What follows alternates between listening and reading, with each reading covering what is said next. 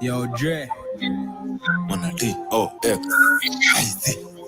Steve niko kwa lift imeharibika nje nezenda ni juu Oski nilishapita mawingu na douche na jowo pambiko kusikia nikane za lose Oski tulishapita stage ya moods ni poa kuko na watiaji around at least akifeel jealous so na feel proud na kata snitch unamgeuza upside down na msumari ukutani follow na mount to sky out shughuli zetu stekwa na clown napenda kwa the odd one out spendi kwa the talk of town madam mwili Yo, Dre. Mana T-O-X Steve niko kwa lift imeharibika nje nezenda ni juu Oski nilishapita mawingu na douche na jowo pambiko kusikia nikane za lose Oski tulishapita stage ya moods ni poa kuko na watiaji around at least akifeel jealous so na feel proud na kata snitch unamgeuza upside down na msumari ukutani follow na mount to sky out shughuli zetu stekwa na clown napenda kwa the odd one out spendi kwa the talk of town madam mwili check sura ni red card foul situko so wako 50 pole kila msali panda sasa tuko zao wako 60 wajai grow but how ni masidling as leaking ndo napenda kudu how ma pick ni we pan boys hatuwezi kuwa last not fast na ganji fat ka wash man young and bad need Eric Cartman screw you where you to whisk back to na ban boys hatuwezi kuwa last not fast na ganji fat ka wash man young and bad need Eric Cartman screw you where you to whisk back kuja tujui host na street tunajua na ceiling tokudonjo ndo kuwasili by the way niko na ndugu wanaitwa Sydney meswa ndile na kufanya non-existing kuna kenye unataka utapata lakini siku wangu timu mala na tembe pizza nusikia kwa watu na washa redio napata metuma salamu ni kunari na yezi zima ni kazi ya namu amkeni mkajenge inchi mi na mbogi yangu tutaingia night shift we have stance wrong atutingiki mziki believe me mzi time 60 money talks na zangu zinasema ni waka off she's a hope. Good afternoon, family. Box kuna wako ya ushinda meni call Rising. to get 10 left kwa kikosi cheki 6 minutes past the top of the hour. ya socks Welcome to another episode of the Pan-African Bullisha na dosti njikawe media of the 21st century. simple staki mo we ban boys hatozi kuwa Knockout Fire Network. not fast na ganji fat ka gwash Toxic lyrical. but nite Eric Cartman screw I love this song. back to na ban boys Some people didn't understand, but yeah, not fast na ganji fat ka gwash man in real life. Eric Cartman screw you area yetu shoruto kambali ndo nione kimbali ikianzia home naanza na charity ikiwa kike ndo nitolea gabaridi matendo za kasisi na sura ya guide unasema we ni untouchable takushika dimaini na nini kiburi enda kutulizia na pisto ndakuweka chini ya mini usiamini reaching out to all of our brothers and sisters on the African continent. You're tuning into Black Fire Radio. Yes, karibuni sana to another episode of the Pan-African Bullisha. Hope you guys are doing amazing. Everyone live with us on YouTube, on the radio station, on the network. Karibuni sana. Grand Rising. It is exactly 37 minutes past the top of the hour. A beautiful Thursday right here in the 254. I don't know about you guys on your end, how the weather is, but literally we're looking forward to having a fantastic rest part of the day as we literally get to an amazing conversation where we see that Botswana again, it has been able to secure a deal. This is with the Beers, a company which is a British company based in South Africa. We'll be getting into much details, and this comes, of course, after them discovering much more diamonds. And of course, we know factually that actually Botswana is the world's largest diamond producing country in Africa. And of course, if you try to look at how the country has benefited economically, according to status or data, it is doing great. Of course, I'm trying to look at maybe in terms of economy or poverty, how it is, but we shall be checking or getting into the details according to the data. But I feel and see that the country is really doing amazing, and we shall be getting into some historical facts, a bit of it, but along that we shall be discussing about what is also happening in DRC Congo.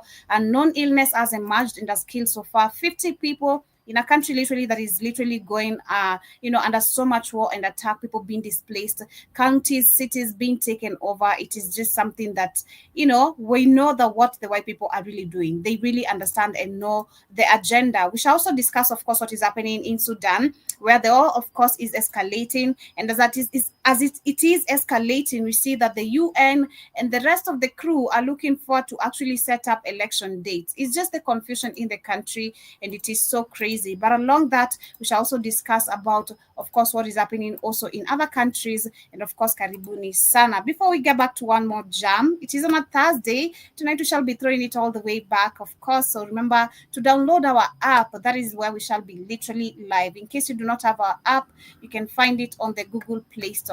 Black Hotfire Network is the name if you are an Android user. If you are an iPhone user, www.blackhotfirenetwork.com is our active website link. But I'm going back to one more jam, and of course coming back with the quote of the day, and this is by Ashanti. And I woke up literally feeling like this jam, so I'm gonna play this and then come back with the quote of the day as we literally, of course, jumping into the conversation. Hope you guys enjoy. Shout out to West Adams TV. Hello to you too. Hope you're doing amazing this wonderful morning, or whatever the time is on your end. Karibu sana to today's conversation. What do you mean no? I ain't even asked you nothing yet. You're already saying no. Wait till I ask you a question. All right, ask me.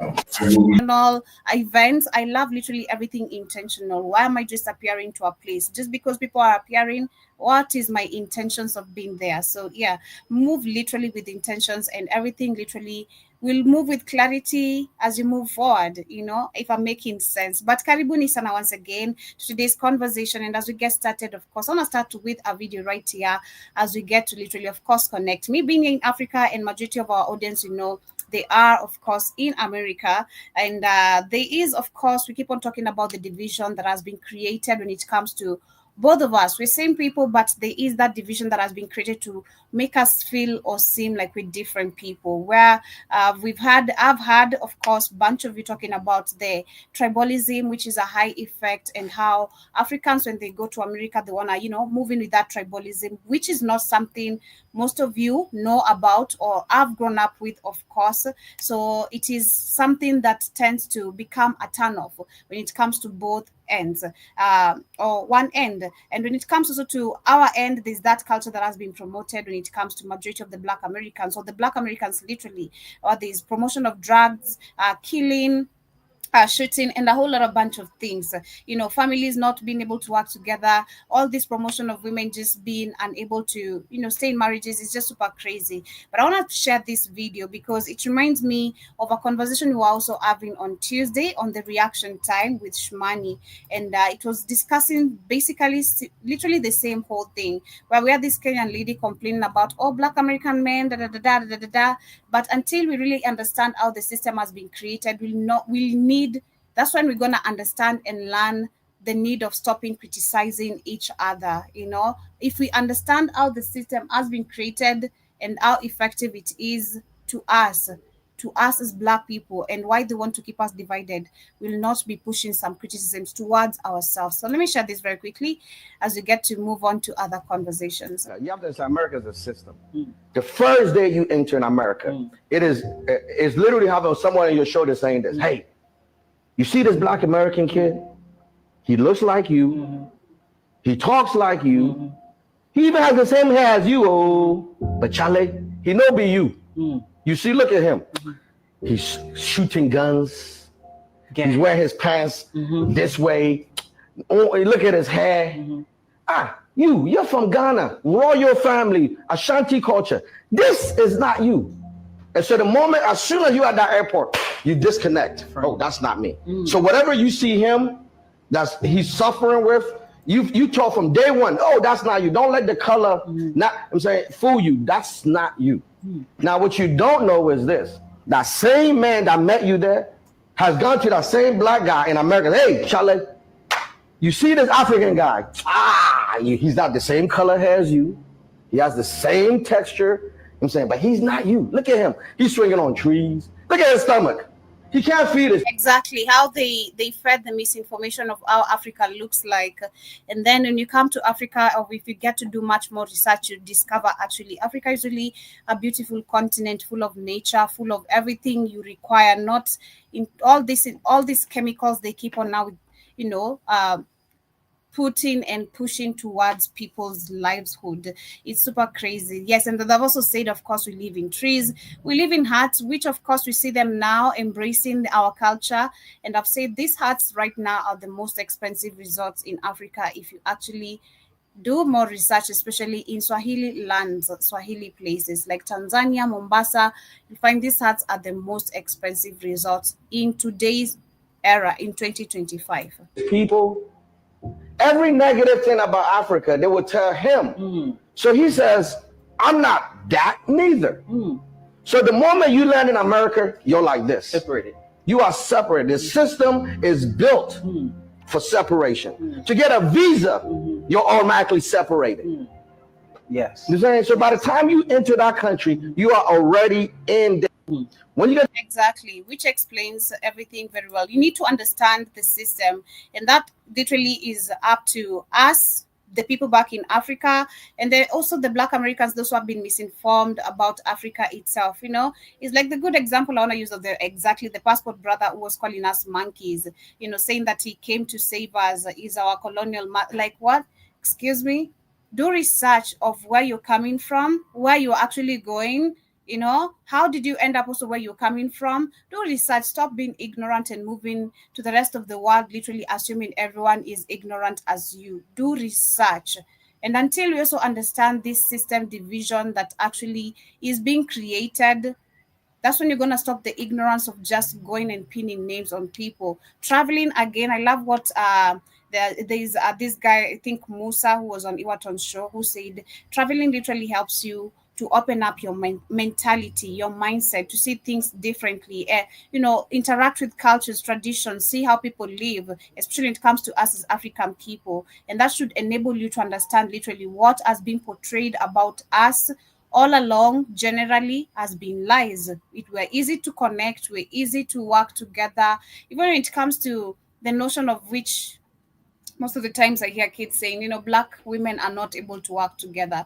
It's just, women, we have our own disagreements now and then, but do we have the ability of working together? We do. It's just that the system wants to keep on pushing that term, I feel, to the point where now it has become effective to the Black women not being able to work together. So it is super, super crazy. But I wanted to start with that, of course, trying to understand or making you guys understand, of course, also the basic or the major reason of why Black Hot Fire literally was created. This is the main reason for us to be able to network, connect, understand who we are globally together as African people. But as we start with the news and information, of course, coming from other African countries, this is quite negative, but coming from DRC Congo, and it is negative because it is affecting our people. But of course, the people benefiting from this are the ones behind all this. We were discussing yesterday where Africa had no diseases. I think yesterday on Tuesday, with all the classes we've been doing, understanding the existence of the white man. Literally, Africa had no diseases. And we saw the other day said that there was actually some information that came out from China that there is leprosy outbreak. And it goes back to literally history where when the white people were discovered or were literally when they were coming from Europe, all they are full of diseases, full of feces and all that. So, and of course, them also invading people's land and all that, they are the ones who came up with all these diseases, to the point where we know that they were forcing people at a gunpoint to take injections that actually were not helpful, but intend to create these diseases. And this is what we see even in today's now, the system that actually is just so crazy. You can imagine this is something that this is just so crazy and so wicked. From the word go, they came up with these methods, and now it is actually a system that works and pays them. And we pay them to kill us. A good example, we're discussing about cancer yesterday. Cancer is curable, but it has become super impossible because also how people's mentality has been. People have been programmed is to think about all these synthetic drugs literally can help you so long as you have the money, so long as you have if you're able to reach the target, you can be able to be cured. But we've not been taught literally we can be cured by just very cheap drugs, actually, which will cost you $0 if you actually just get to tap into them. Because what I've seen also with African people, the the medicine men, the medicine women, you don't even need to pay them much money. Trust me. You don't even need to pay them because they don't value the money.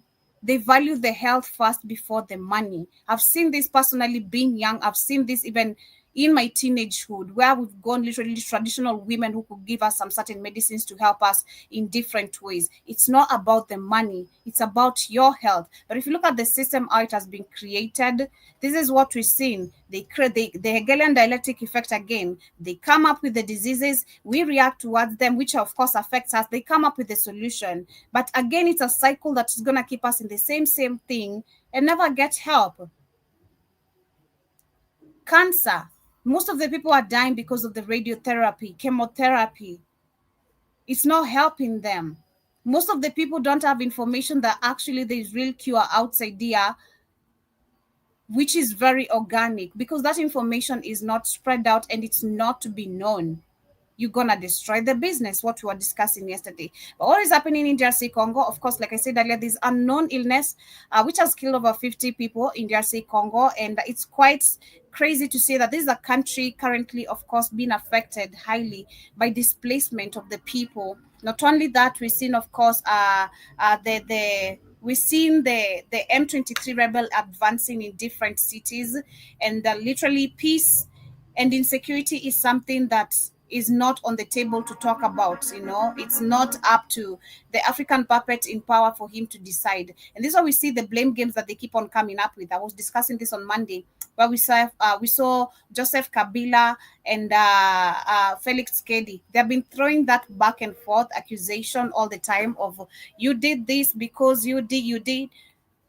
You don't call the shots again. It's very well understood. You are a puppet. All you have to do is listen and follow, and then they play along with these fake sanctions of sanctioning Rwanda, acting like, we've had the cry of the people, and yes, Rwanda is doing. Really, it's so crazy. It is so sad, but that is what is happening in DRC Congo. I don't have any other point that I can add towards this, but of course we know who's causing this. That's all I can say. We know who's causing all these disasters. On this other end, of course, the same thing and situation is happening in DRC, in Sudan as well, which majority of the people, of course, also have been displaced. Famine is on the rise. Of course, most of the people are dying because of hunger, because of course, lack of medical help due to all these shootings and killings and bombings in the country, all due to our mineral resources, which is our main conversation of the day, by the way. Remember, where we've seen Botswana, of course, enhancing 10-year deals with the De Beers, a British company. We shall check into that later. But listen to what the United Nations Humanitarian Office has warned of worsening famine conditions in Sudan amid an uptick in fighting in North Darfur region. It says nearly 2 years of conflict between the army and the paramilitary rapid support forces has inflicted immense suffering and turned parts of the country into a hellscape. More than 12 million people displaced, including 3.4 million people who have fled across Sudan's borders. More than half of the country, 24.6 million people, experiencing acute hunger. A collapse of health services, millions of traumatized children cut off from formal education, relentless patterns of sexual violence. And in several parts of the country, the already catastrophic situation of civilians has also actually worsened since our last briefing to this council less than 1 month ago. Despite widespread starvation and huge humanitarian needs, aid providers have suspended operations at Sudan's largest displacement camp, Zamzam, home to around 500,000 people because of intense fighting. Monday, Médecins Sans Frontières, the main provider of health and nutrition services in Zamzam, announced that it has been forced to halt its operations in the camp due to the deteriorating security situation. The United Nations World Food Programme has also just confirmed suspension of voucher-based food assistance in the camp due to insecurity and the destruction of the market. Orsanu urged the Security Council to take immediate action to ensure all actors abide by international humanitarian law and protect civilians in the camp and beyond. Yep, so that is what is happening, of course, in Sudan. But also on this other end, we can see the UN. This is in Sudan, not South Sudan, if I'm not wrong. This is in Sudan, not South Sudan, where, of course, most of the people have been displaced. Numbers of people, literally, including 3.4 million people across Sudan borders, have been displaced. So this is so crazy. When you talk about the aid, I ain't sure even if the aid even gets to them, because we've seen most of these organizations that have been created and the cartels, how with the big man syndromes, of course, they'll keep all the food somehow. It's just crazy, man. And the people will die of hunger as they keep on begging. You just want to hear people beg, cry, so that you can be considered as the what? It's crazy. On this other end of South Sudan, the UN is warning, of course, the organizations of elections that they're running out of time. Why is the rush? International delegates at a 3-day forum in South Sudan have warned that time is running out to organize credible elections in the country. Formed in 2020, the revitalized transitional government of national unity last year delayed the holding of polls for the third time. There are many who argue that the failure up to now can be attributed to the... Look at this old person talking on behalf of Africa. This is just what this pisses me off every time. This pisses me off every time I see we have this organization talking on our behalf, and there's nothing they're doing to help us. Who is this? Telling us what? What are you telling a black person? Man, I'm from watching. I'm going to recommend a movie. It's called Rebel Ridge on Netflix. And I really loved the command that man had towards the end of the movie. I told you to sit your ass down. I'm like, yeah. Because what? This pisses me off. Who is this talking to us? That's just the question. Advising us as for what? The failure of the international community to provide funds and resources for the elections. Well, I have to make it absolutely clear. There is not one penny that is coming for these elections if the South Sudanese don't indicate the political will to implement this electoral program. Are you listening to the tone of this man? Okay. It cannot be, as some of them say to me, that the international community wants elections and democracy more than the South Sudan. And of course, once Africans hear, oh, the money, their pockets is going to be affected. There's no money, or they're going to do what the white man wants. So people will look very closely at the steps which the South Sudanese are taking to demonstrate the political will and the desire to exit the transition that is so behind schedule. Co-hosted notably by UNMISS and the African Union, the forum gathered together the country's key political, security and civil society leaders. They focused on finalizing transitional security arrangements, advancing a permanent constitution and electoral preparations. While we are aware of these essential requirements, the willingness to practice these values seems to be absent. But it is important to note that we cannot continue doing the same things and expect different results. Hence, change must take place. Time for business as usual. Who's this talking? This is the head of African Union in South Sudan. As elapsed. The chair of the National Transitional Committee said despite challenges, elections will take place at the end of the current transitional period. Well, expect no different results despite all that perpetual talk. Still expect no different results in Sudan. Even if the elections date are set, we see the next puppet being held in power. Expect the same results of war, mineral resources being extracted, the country not benefiting any profit out of it, the people being displaced out of their lands and all that.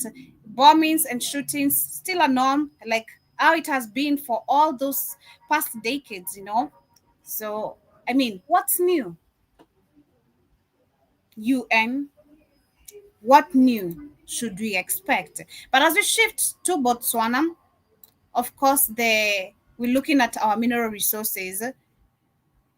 We shall end with Burkina Faso, which is doing amazing, trying to show the rest of the world you're capable of being independent, you're capable of making your country a transformative country and the country you wish to have without asking anyone for any single shilling. All you have to do is just take control of your land, demand power, take it. You know, not asking, because that's what the rest of these African puppets are doing. So Botswana has confirmed that it has finalized a significant diamond sale agreement with the De Beers. That was on Tuesday, making the end of 7 years of negotiation that are vital for the nation's economy. And of course, being clever, I have to go back and check who the De Beers are. The De Beers, this is a group in South African British Corporation, is a South African British corporation that specializes in the diamond industry, including mining. So the De Beers are going to be mining in Botswana, or have been mining, as a matter of fact. We shall go back to history a little bit. Exploration, exploration, of course it's exploitation, exploration, retail, inscription, grading, trading, and industrial diamond manufacturing. The company is active in open pit, underground, large-scale, alluvial, coastal mining, and of course going way deeper and understanding that Botswana is the world's largest diamond producing country in Africa, followed by Russia. In 1967, the De Beers discovered a large diamond kimberlite pipe in Orapa, Botswana. Okay. And Botswana government requires that diamond be cut and processed locally. And the discovery of diamonds in Botswana transformed the countries from one of the world's poorest to the major diamond producer. So we're going to shift a little bit and we go to history kidogo. I have this video to share, which is explaining a little bit of how Botswana escaped poverty, how the Germans and the British came in. Landlocked, poor, and 70% of her land being desert, Botswana did not have the economic or geographical capabilities to succeed as a nation. The 47th largest country, which is around the size of the American state of Texas, has a unique past, present, and upcoming future. Today, Botswana boasts the highest GDP on the physical African continent, along with an economy growing at a rate of 5% a year. All while having the title of least corrupt and highest HDI in the region, today Botswana seems like the diamond in the rough of its surrounding area.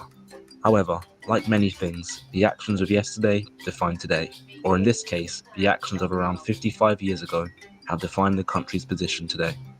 During the late 1800s, the land that makes up Botswana today was at the perspective of a two-front war, with Boer expansion from the south and southeast. And to the west was the Germans, who were expanding their empire out of German Southwest Africa, now known as Namibia. And this vulnerable position of potentially facing off against the Boers and the Germans practically forced Botswana's hand into being admitted into the British Empire. The chiefs of Botswana at the time viewed admission into the British Empire as the lesser of two evils.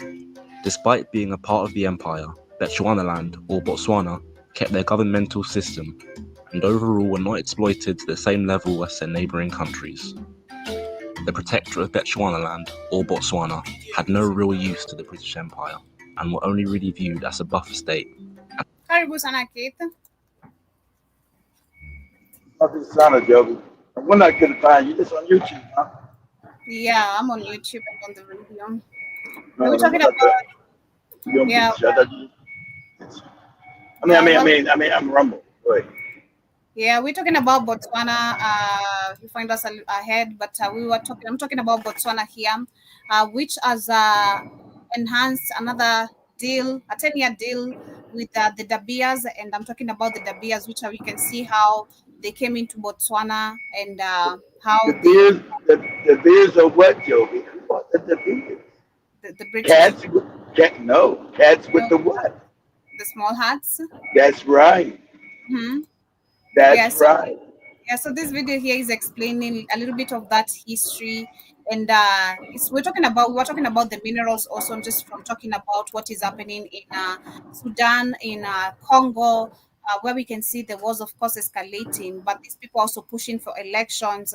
And I was talking about all the tone being used by white men is just sickening. It is so sickening that you're trying to talk about my country. What's your tone, man?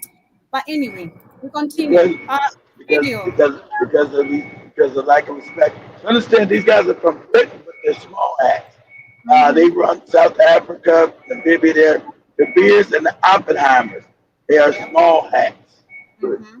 Yeah, so this video is explaining that, and as we literally check out Botswana has escaped poverty, because of course we understand it is the world largest diamond producing country in Africa, but we want to see it's really escaped poverty, because I was trying to see the rate of poverty or the percentage of poverty in Botswana, and it's actually very low. It's not that high. It's not really that high as it's Well, not they really. just their leaders were less corrupt than the other Africans. But when you go to Botswana, of course, school is free in Botswana, all the way to college. Yeah, college. Yeah, even college is free. So, yeah, Joe. So, same people as you, no different than you. Just that they were as corrupt when they set up Botswana. Because all these borders are fake. These are fake made up countries. They're all fake. South even Korea, these countries are all fake. So they just set it up to try to give more back to their people than most of these other African despots did. But Botswana is still poor. It's still very poor. Don't get it twisted. But they have, like I said, they have helped the people more than most African nations. But because they're ruled by white people for years, and you guys still got a big white population in Botswana. So they're still stealing in there. Okay.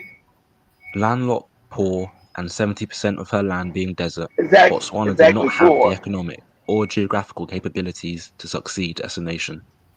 The 47th largest country, which is around the size of the American state of Texas, has a unique past, present, and upcoming future. Today, Botswana boasts the highest GDP on the physical African continent, along with an economy growing. I like how they look, man. These are, again, just to pause a little bit on it to understand, we're all the same people. The borders are fake. They just look like South Africans.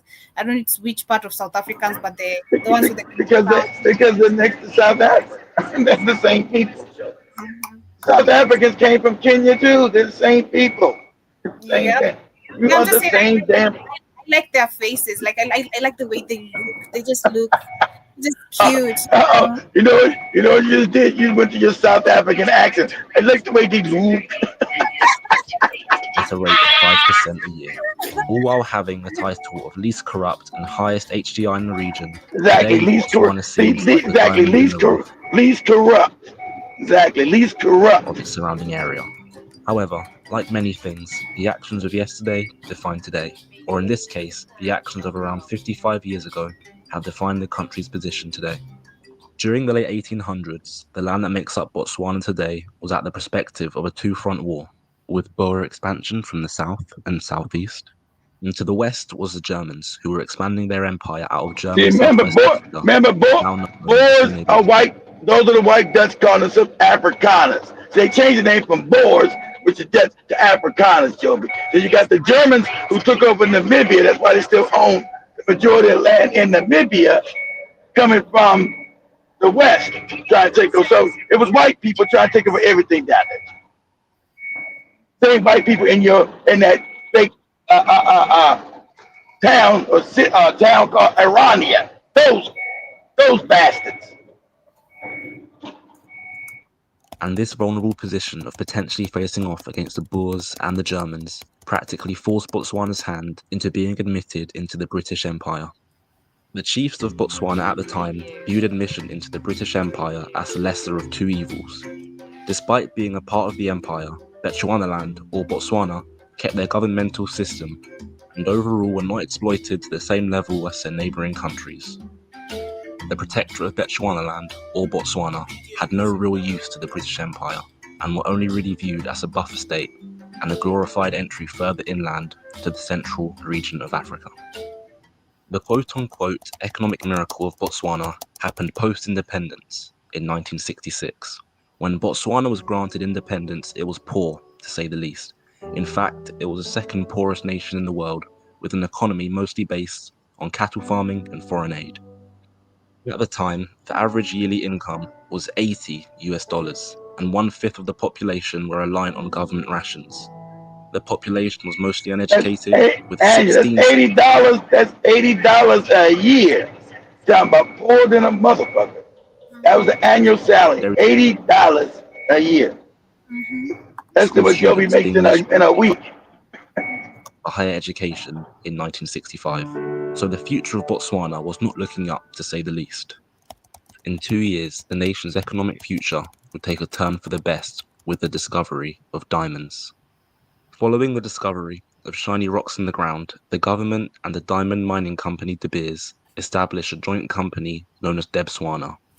The initial agreement reached in 1970 provided a royalty based on production levels. The agreement was an 85-15 split, with the government receiving a 15% equity stake. Can you imagine that? 15% and the white people get 80%. See these deals that these goofy niggas make because they're dumb. Africans are stupid as fuck, as Joby said, about not knowing the price. I'm getting 80% of your shit, it's mine, but I'm getting 80%, you getting 15%? What? Are you crazy? A joke, a very big joke. A very, very big joke. Just a very big joke. And this is why, again, going back to history is really important. You know, when you look at things shallowly and you assume, yeah, this is going to help the country, because most of the blogs, that's what they're saying. This is going to help the country grow. The economy is going to keep on thriving. Can you look at how the country itself, fine, it is the biggest, largest producing diamond country in Africa, literally. But it don't make a difference. Exactly. If all that money going back to white people, you're not 15%, Job, is not enough to run no country. This is how savage these white people are. We're taking 80, we're giving you 15. What? Well, it's supposed to be 20%. Where's the other 5%? We're going to use the other 5% for the production, for us digging and building shit. Remember, 15% and 80% only go up to 95%. Where's the other 5% at, Joe? That's the cost of us doing business. Exactly. So even this 15% is been benefiting probably the president and exactly. Not going to none of the people. Exactly. That's their kickback. Exactly. Crazy. 50 split in profits. However, Seretse Khama and the government realized how profitable diamond mining really was. We renegotiated a deal with the De Beers Mining Company to get a 50% stake in the company, which saw total share profits increase from 50 to 75%. The discovery of diamonds certainly saw immediate and large-scale growth in Botswana's economy, which grew at around 10% a year from 1966 to 1996, with the GDP figures also skyrocketing. This was Botswana's golden ticket and her way out. But despite discovering diamonds, the road to prosperity was certainly not an easy one. Of course, but out here they didn't have anything exactly. They were cheap. So remember, Joby, you always looked it up. Where is the diamond market at, Joby? Where is the diamond market in the world at? Where's that at? It's not real. Remember, it's not real. So how it's not real doesn't have any diamond mines, Joby. So how the cats with the hats in charge of diamonds then, Joby? Just so wicked. Botswana's economic growth was occurring at the same time as the Cold War, which impacted Africa just as much as it did the Americas. Cold War Africa was unstable, coups were common, and the Dutch disease or resource curse was starting to become more and more apparent. Around the 1970s, Botswana, despite growing economically post-independence, was completely surrounded by hostile powers in similar fashion to the late 1800s. This time, instead of the Boers, Botswana had white minority-ruled Rhodesia to the east, and apartheid-era South Africa to Remember, the south, Brother to the Joe, west of remember, Namibia. Rhodesia is Zimbabwe. At that time, the whites controlled Zimbabwe. Rhodesia was Zimbabwe, Joe. Yeah, when you had Zimbabwe, which is Rhodesia, ruled by white people, crushing black people to their eastern border. The southern border was the racist ass white people in South Africa, and to the western border was the racist ass white people in Namibia, in Africa, surrounded by all white people, Joe, who stealing everything. Go ahead. Dominators. Who were actually occupied by South Africa. So to put it lightly, I'm sure none of these powers were too fond of a black majority ruled nation which was doing quite well for herself on their borders. Even though the Botswana central government obviously didn't approve of the horrific actions of their neighbours, they stayed neutral in condemning their affairs, while also offering sanctuary to many rebel groups. Diamonds make up 40% of Botswana's GDP and 90% of her exports, so it's safe to say that Botswana is heavily reliant on diamonds, but despite that, the country hasn't been plunged into civil war like many other African countries such as Sierra Leone and Angola. The main reason behind the majority of civil wars in Africa are ethnic and tribal tensions, which, when it comes to Africa, sort of comes with the territory, with Africa being the most Exactly, the ethnically tribal. It always comes with the tribal. The world. However, Botswana hasn't experienced internal conflict, despite being home to 45 different tribes. This is mainly due to only Swana and English being allowed to be taught in schools, which creates linguistic and cultural unity, and large amounts of power being removed from the individual tribe chiefs and into the hands of the central government, which removes identification with one's tribe. Exactly. You got to get rid. I know. Tell you about. You got to get rid of that tribal shit. In Africa, you won't survive because the white man will come and manipulate you, these goofy tribal niggas, and you'll have war in your country. My tribe better than your tribe. My tribe better than your tribe. My tribe. You look just like each other. My tribe should have more. My tribe. My tribe. And you'll have civil war throughout. That's what you always have. That's what you always have because this tribal shit. Go ahead, Joe. Tribe and unify the people of Botswana. Think of this as a modern African version of the unification of Germany, where Germany went from this to this, and where Botswana went from this to one people group, kind of. Today, Botswana has a GDP of around $10,000 and is considered an upper middle income country. I'd say the nation has come leaps and bounds from a state of absolute poverty post-independence. Now, Botswana isn't perfect. Since 1985, Botswana has been in a war, not against the usual opponent, but against AIDS. Currently, 380,000 people have HIV/AIDS. And how do you think AIDS got there?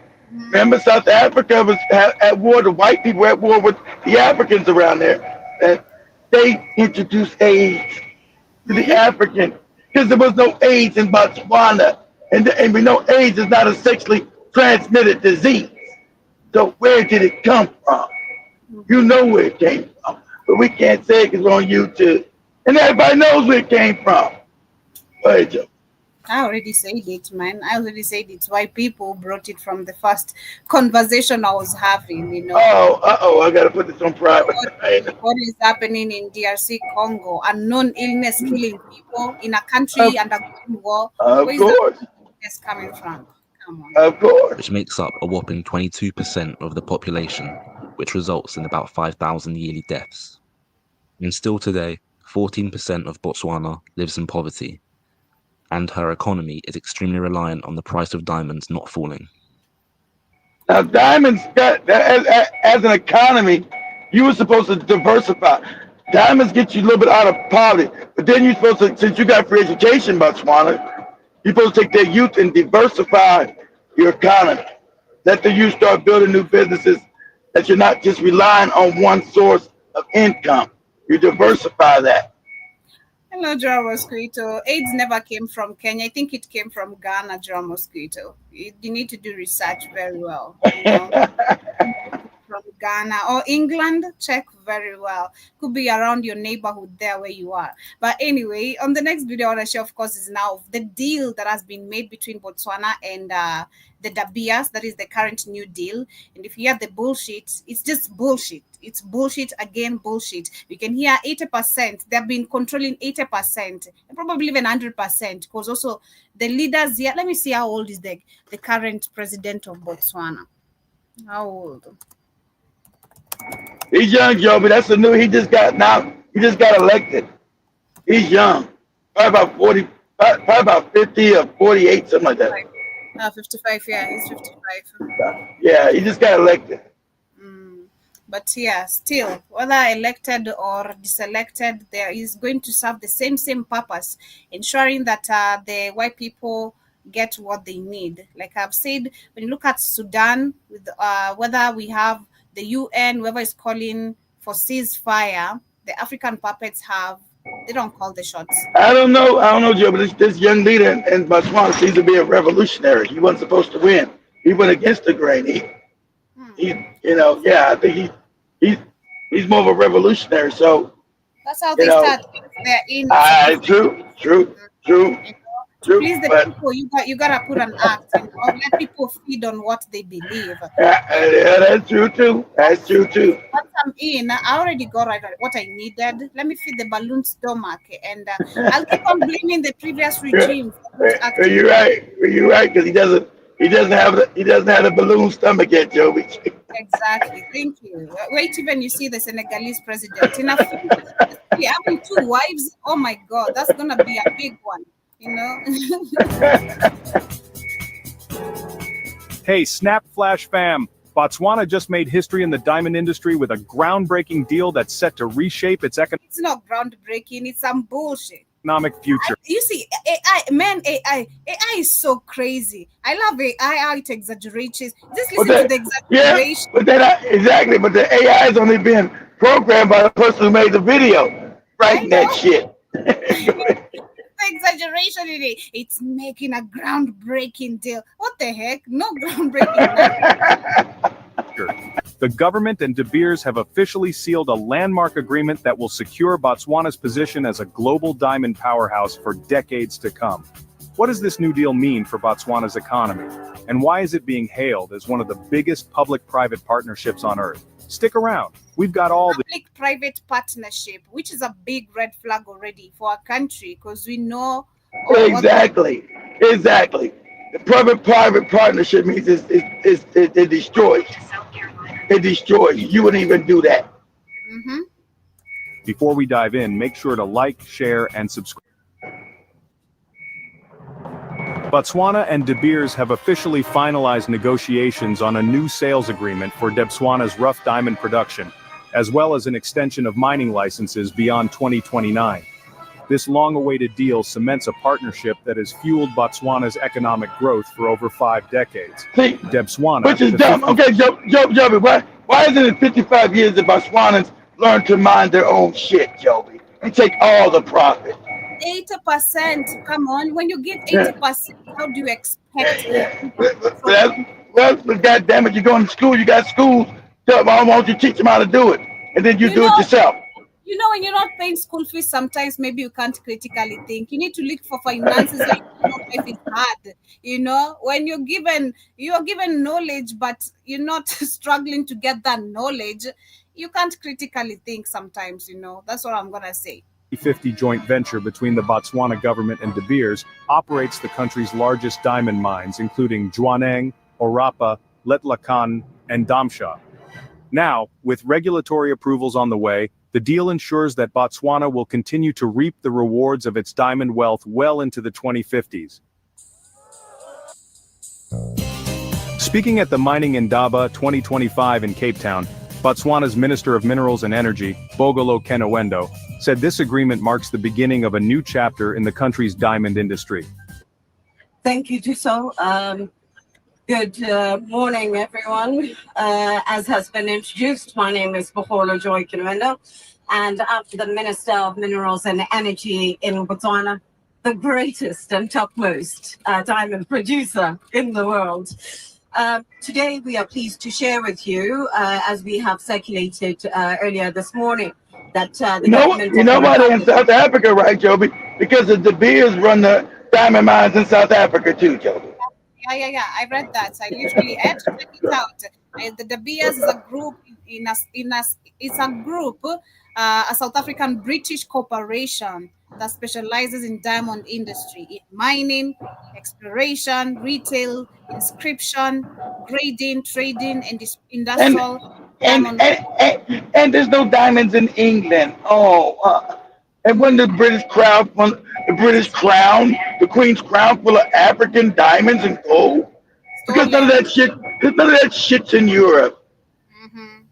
Imagine. Botswana, together with De Beers, have since concluded our negotiations towards a new sales agreement.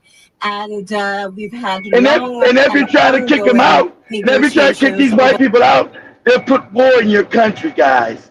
If you try to kick them out and get your damn shit, your own shit, they'll put war. They'll destabilize your country to put war so they can just steal your shit. You are the threat now in your own country. That's right.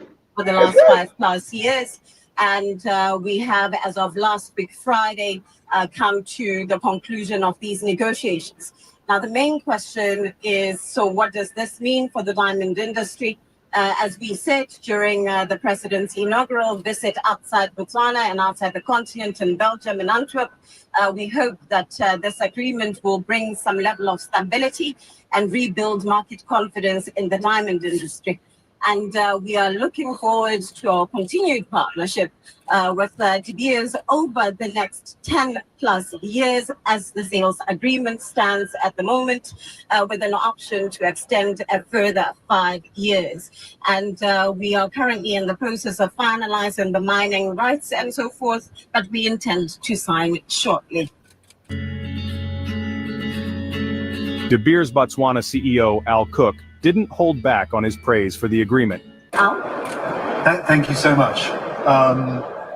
Way back in 1967. Yeah, thank you so much. That we get to keep make money off these goofy niggas. We don't have no mines in Europe and Israel. We just keep making money off these dumb niggas. We say all the countries are poor, our countries are rich. What's the problem here? And since that date, successive governments of Botswana have responsibly developed this incredible resource below the ground and turned it into incredible wealth and resources above the ground. And what we're announcing today with the conclusion of negotiations, incredible wealth for white people, because they get the majority. Incredible wealth for white people, and we give these dumb niggas just a little bit. Okay? That's incredible wealth for us, because none of the shit is in Europe.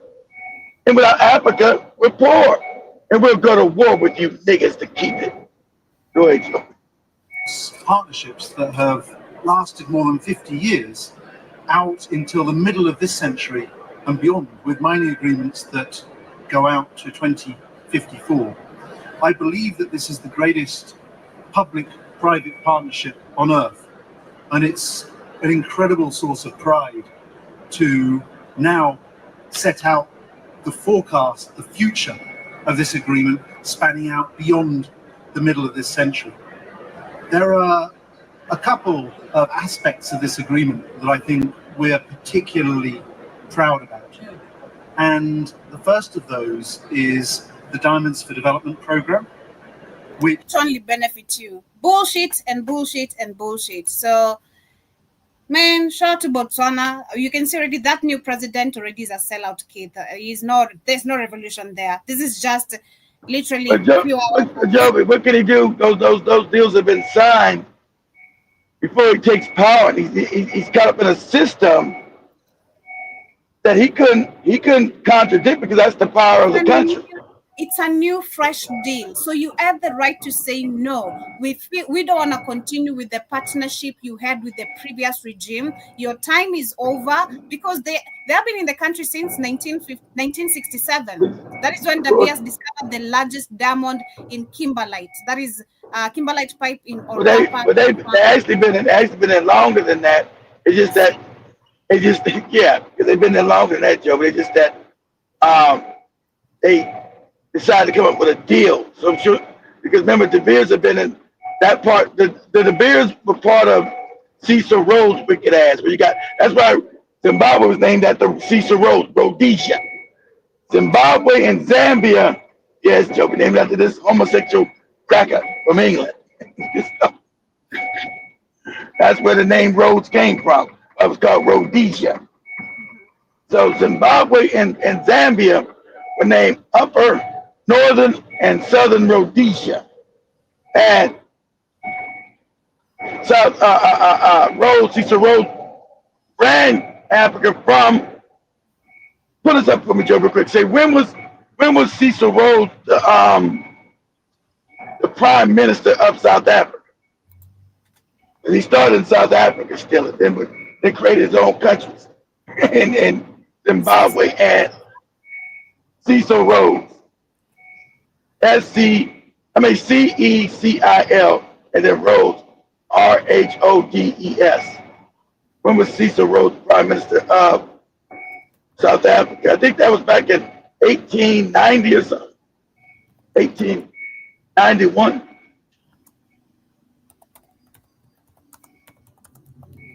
Prime Minister of Cape Town or what? In 1881. Oh, so all the way back in okay, I was 10 years late. So 1881, this cracker was Joe. He was the president, Joby, of South Africa. God damn it. So that's right. That's right. South African history is just fucked up, man. Super fucked up. No wonder they are the way they are. Literally makes a whole lot of sense. You allowed a whole white man to rule you. Yeah, and then well, the white man ruled Kenya too, Joby. But from afar, at least not a president. Hello, we don't come saying, oh, leave white people alone. Like, nah. We're calling them out to step the F out of our country. Well, it took a while, Joby. At that time, it took a while for you to do that. Of course, it took a while.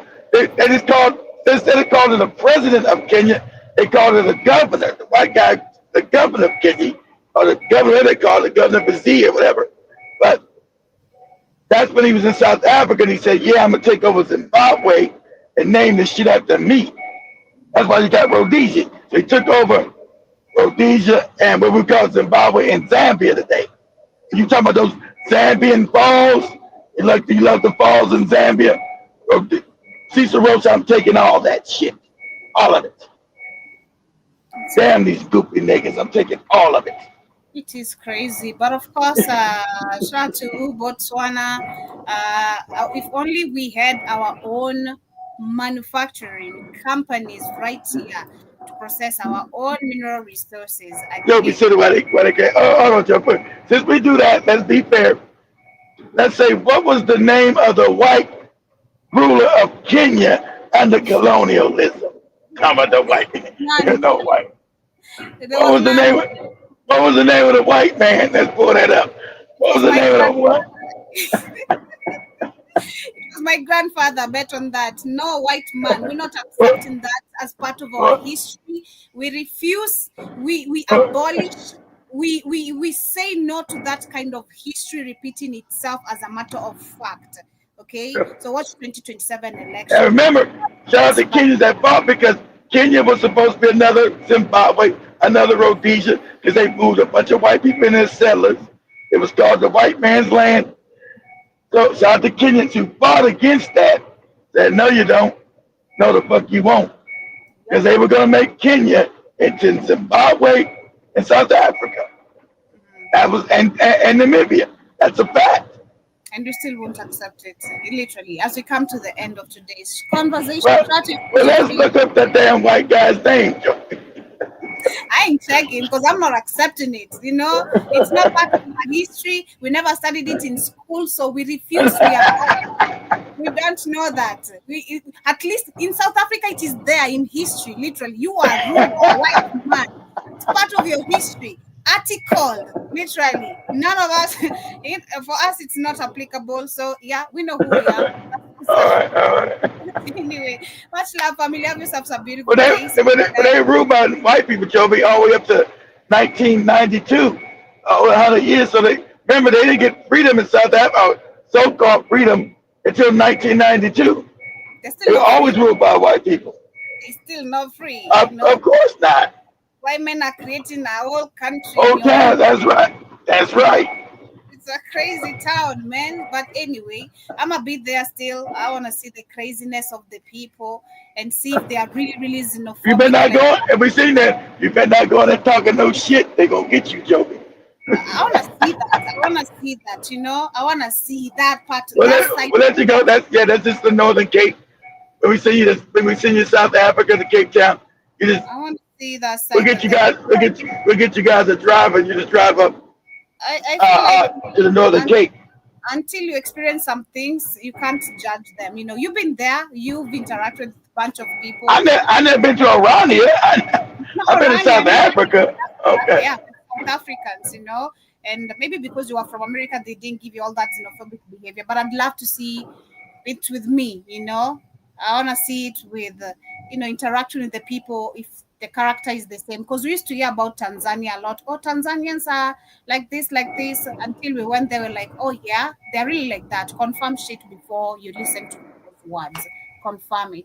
But I see Big Cheese, Karibu, but Kwaheri, we're coming to the end. He says, I prefer the white man to openly rule. It's more dangerous when he puts a black face as a leader. That's true. I agree with that. A black puppet.